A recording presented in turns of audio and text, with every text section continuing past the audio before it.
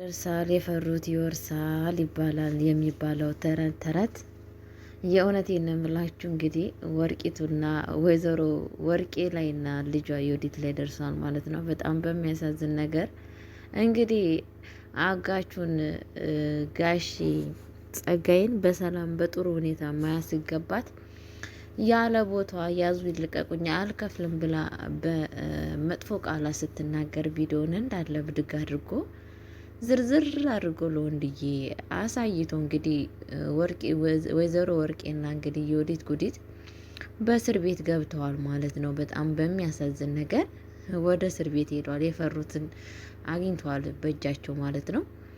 ሰላም ሰላም ብያለሁ። ውድ የተከበራችሁ ቤተሰብ እንዴት ናችሁ? ደህና ናችሁ? አለሁ እግዚአብሔር ይመስገን እኔ በጣም ደህና ነኝ። ለቤት አዲስ የሆናችሁ ላይክ እና ሼር እያደረጋችሁ እንድታበረታቱኝ በአክብሮት እጠይቃችኋለሁ። ጤንነታችሁ እንዴት ነው? ደህና ናችሁ? አለሁ እግዚአብሔር ይመስገን እኔ በጣም ደህና ነኝ።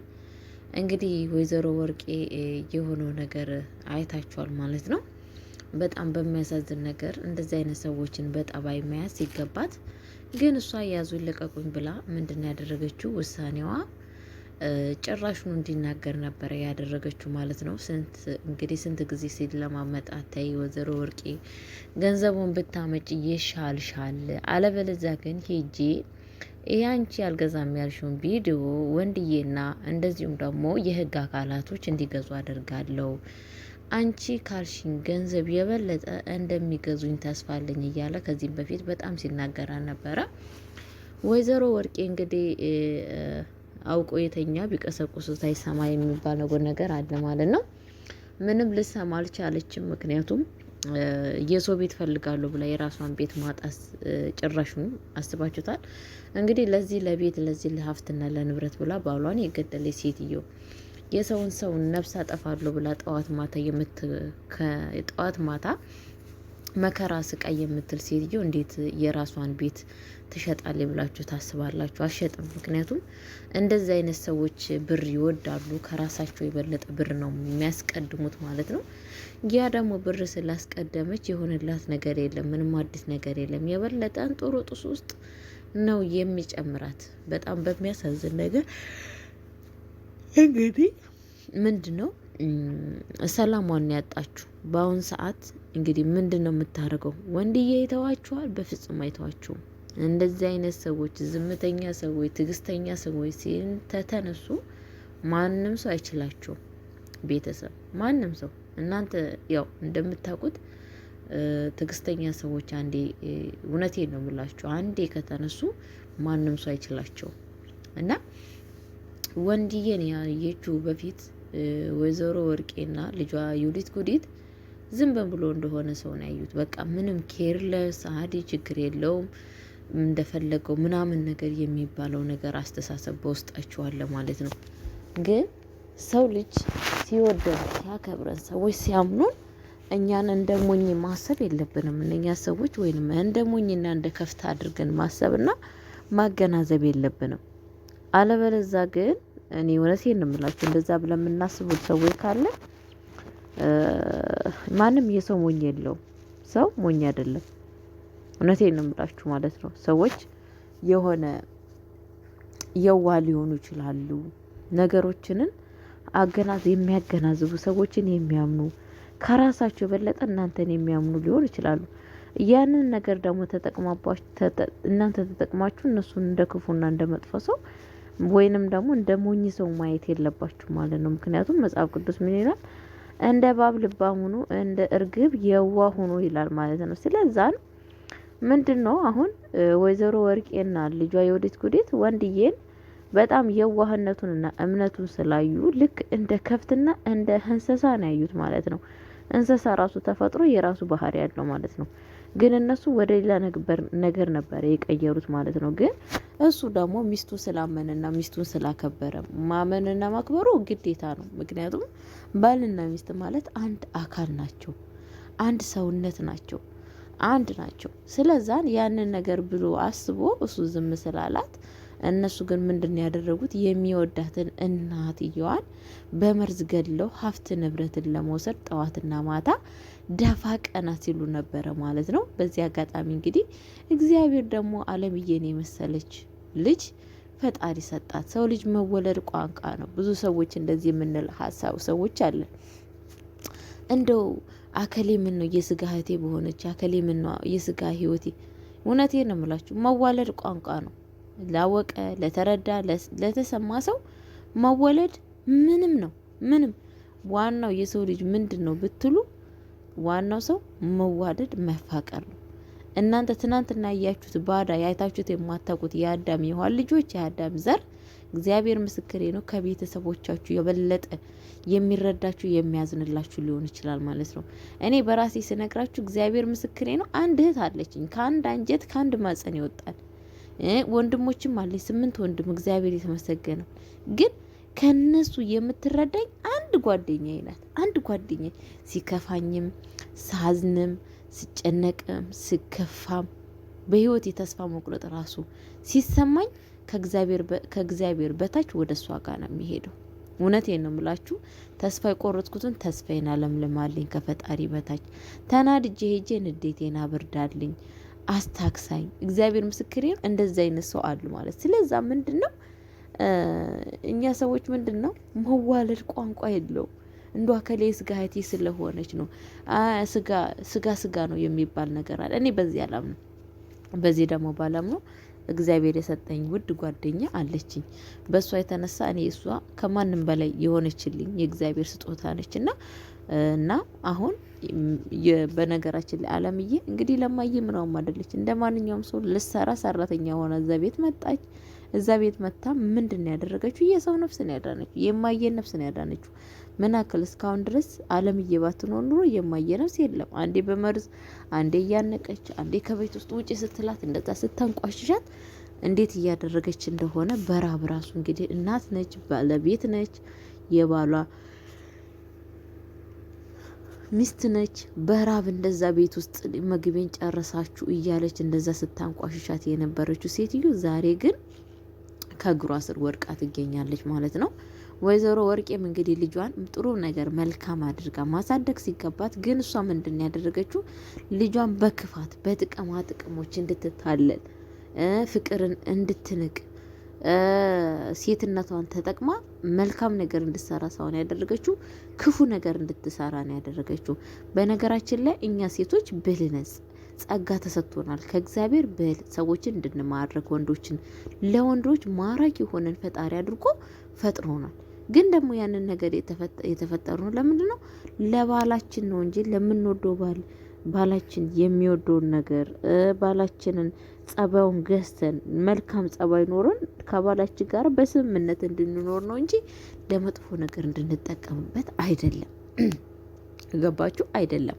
አሁን አስቴር የምትባል አለች፣ እስራኤል ነች። ከዚህም በፊት ጠቅሼላችኋለሁ መጽሐፍ ቅዱስ ላይ። እንግዲህ የንግስት አስቴር የምትባሏ ምንድን ነው ያደረገችው? እውነቴን ነው የምላችሁ፣ በጣም ጎበዝ አስተዋይ ሴት። እንግዲህ ንጉሱ የመጀመሪያ ሚስቱ ማለት ነው እና ጥጋበኛ ነበረች። ምንድን ነው በሰዎች በንጉሱን ሲያከብሩ ሚስትየዋ ላከብር አለችው እና ከዛ ምንድን ያለው ንጉስ በአለም ላይ ሄዳችሁ ጥሩ ሚስት ፈልጉልኝ ሲል አንድ ሴት ተገኘች። እሷ ሴት ምንድን ነች? እስራኤል ነች። እንግዲህ ንግስት እንትና ነች፣ አስቴር ትባላለች ማለት ነው። ያቺ ሴት ንጉሱን በጣም ነው የማረከችው።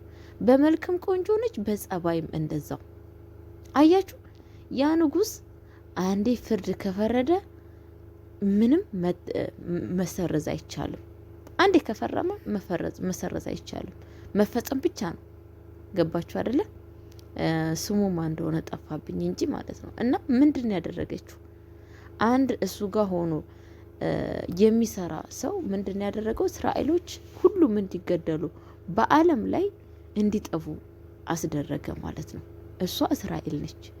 ይሄንን ነገር ስትሰማ ምንድን ያደረገችው እቺ ብልህ ሴት ያደረገችው ጎበዝ። እንግዲህ ንጉስ ፊት ማንም ሰው አይቆምም። ማንም ሰው ሚስት ሆነች ምን ሆነች እዛ እሱ ያለበት ቦታ እሱ ካልፈቀደ ማንም ሰው ሆነ ማንም ሰው ይገደላል።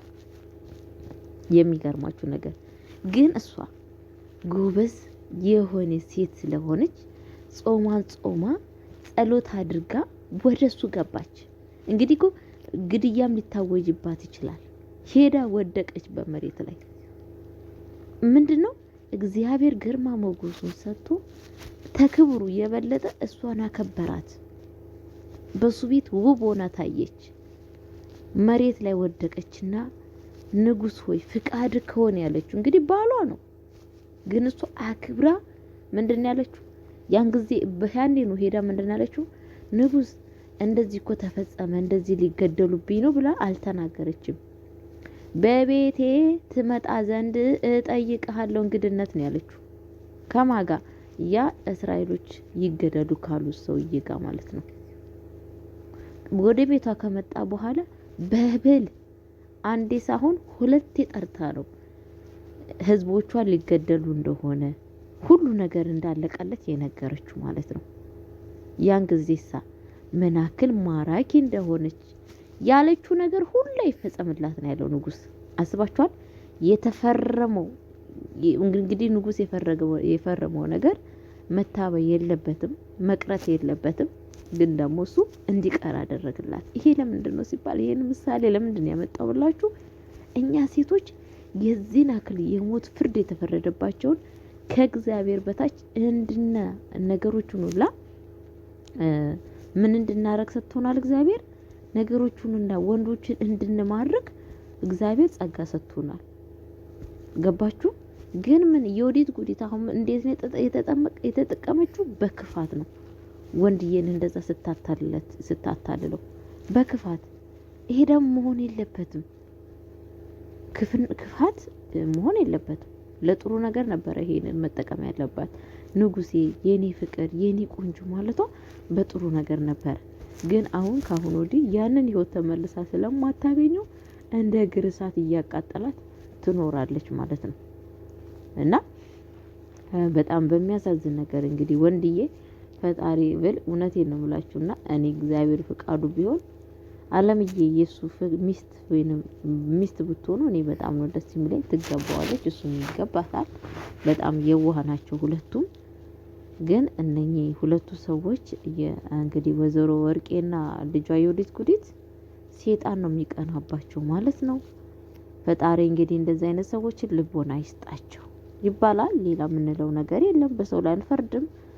ግን ደግሞ እነሱም በዚች ምድር ላይ ፍርዳቸውን እያገኙ ልካቸውን እያገኙ ይገኙ ነው። ማየ ደግሞ ሰላሟን አግኝታ ቁጭ ብላለች። ላለው ቤተሰቦቼ የእውነት እጅግ አድርጌ እያመሰገንኳችሁ እያከበርኳችሁ ለእንደዚህ አይነት ሰዎች ፈጣሪ ልቦና ይስጣቸው፣ ማስተዋል ይስጣቸው። የእውነቴን ነው የምላቸው። በጣም ነው የሚያሳዝኑት። እኔ በጣም ነው በእነሱ መካከል ያሳዘነኝ አስቻሉ ነው። እንግዲህ አስቻሉ ምንድን ያለው ባንሰሙለታ ከባብ የተወለደ ሰው እንዴት መርዙ አይነካኝም ብሎ ታስቢያለሽ ነው ያላት። ማለትም ፀሐዬ ለምን ትጨነቃለህ ብላ ስትለው ማለት ነው። እውነቱን ነው። ምክንያቱም ከባብ ነው የተወለደው። ወይዘሮ ወርቄ ማለት እባብ ነች።